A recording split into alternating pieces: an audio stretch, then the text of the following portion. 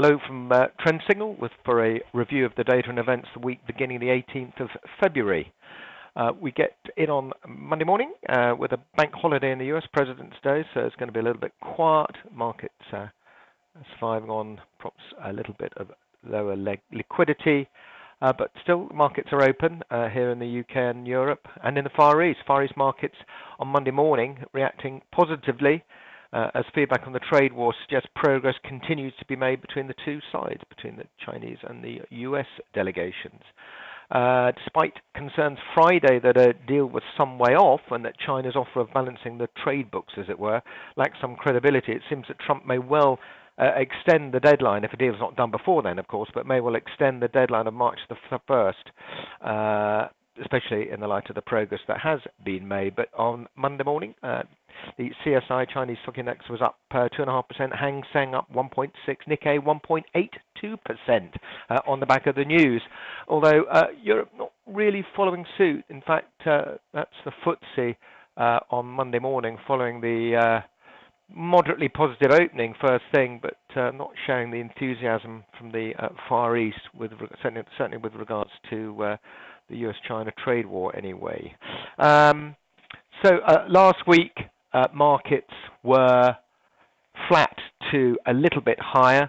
The US markets, Dow effectively unchanged, 40 pips higher, which is very, very insignificant. S&P 500s were unchanged last week. The DAX down 273.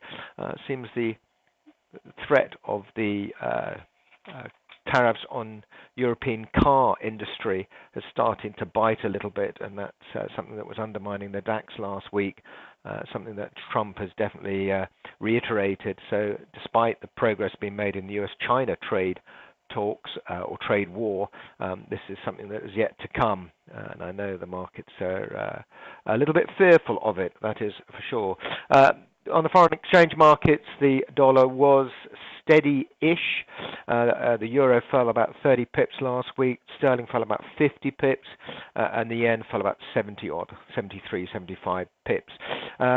Bit odd to see the dollar rallying at this stage, but I think some of the reasons on the back of Benoit Cœuré, a member of the ECB executive board, said that there's a possibility of another round of long-term loans to banks, and bankers said that targeted long-term refinancing operations are being discussed.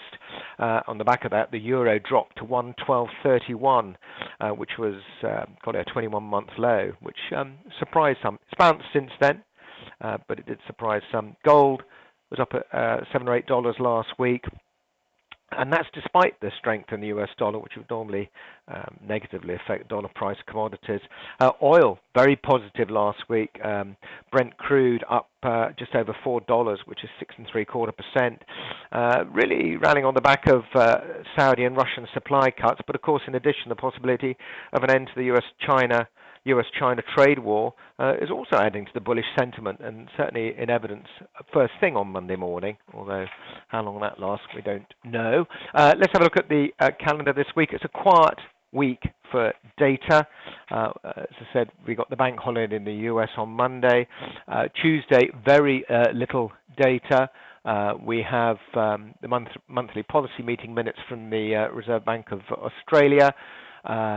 Average earnings in the UK, not so important, although it's still interesting to note that average earnings now are way ahead of inflation numbers, certainly the last inflation number, which dipped to 1.9%.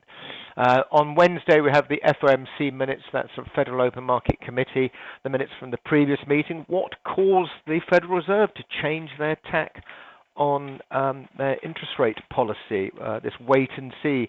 So it could be quite interesting to see what the deliberations were in those minutes from the meeting a couple of weeks ago. Thursday, not quite that clear on Forex Factory, but it's not just German flash services we're getting on Thursday. We get the Eurozone manufacturing and services PMI data.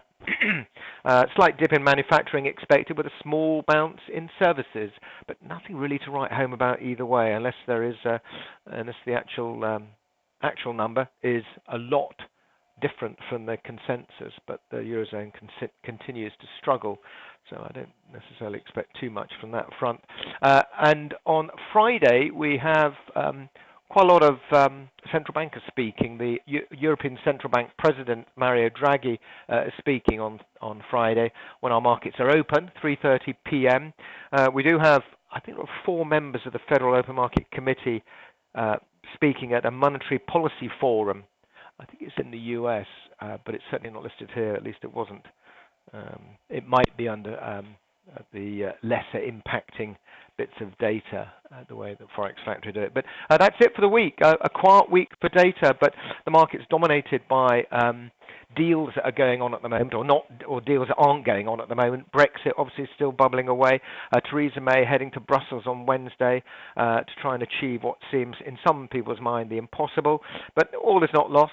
The ERG faction, that's the European Research Group faction of the Tory party, said that some members could be supportive of a deal that had positive legal advice attached to it regarding the longevity of the Irish backstop. So that little conundrum. But again, Brexit, US-China trade wars, it all adds to the sort of impulsive nature of this market. But that's where we are at the moment.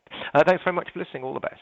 If you would like more information about trading the right way, Trendsignal is giving you the opportunity to see and hear about its services live at a free online seminar.